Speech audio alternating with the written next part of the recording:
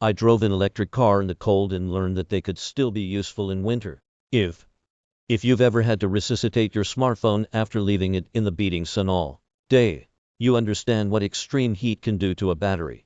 But when I spent a weekend driving the electric 2022 Polestar 2 this January, I had the opposite problem on my mind.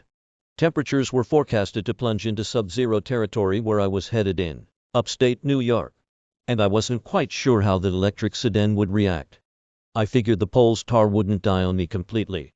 But electric vehicle range, the one thing standing between you and an embarrassing roadside call to AAA, is notoriously susceptible to changes in the environment. A fully charged Tesla may be able to travel 300 plus miles in theory.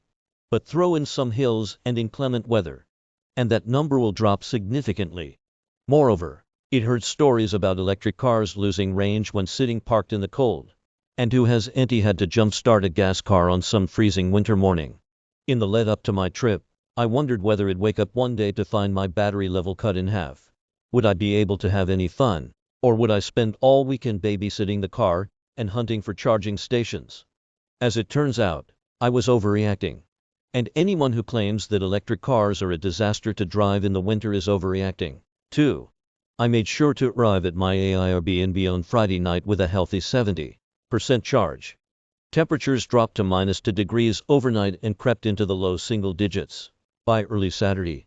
Much to my relief, the car didn't lose any energy by morning. Apparently, I shouldn't have worried about this in the first place. According to Srinivasan, a battery expert who runs the Argonne Collaborative Center for Energy Storage Science, electric cars don't discharge all by themselves in the cold, but they can run into other issues. He told me the main drain on a vehicle's battery in wintry conditions comes from heating up the cabin, Srinivasan said. While gas cars repurpose heat generated by their engines to thaw their passengers, electric cars rely on battery power alone. You can't expect a vehicle to max out its driving range if you're siphoning off energy to run things like the heater or seat warmers. Srinivasan said if owners can expect around a 30 to 40% drop in range in cold weather. And that's about what I observed at most, though my range fluctuated depending on my driving speed and use of the heater.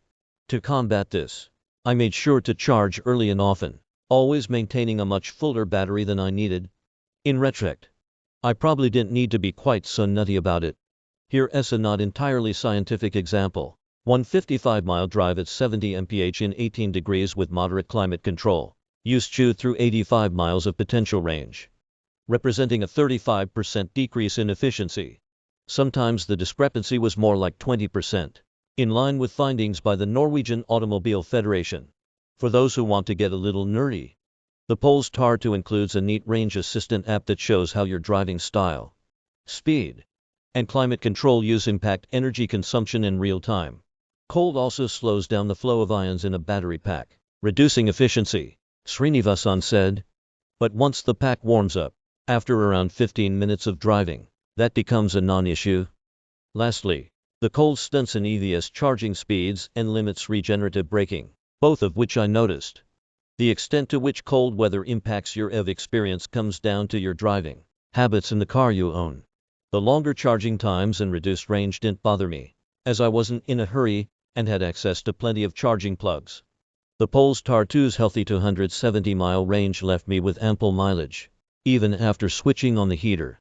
But if you live in a cold area and have a demanding commute, you might think twice before buying a 149-mile Nissan Leaf, which could see its effective range drop below 100 miles in winter.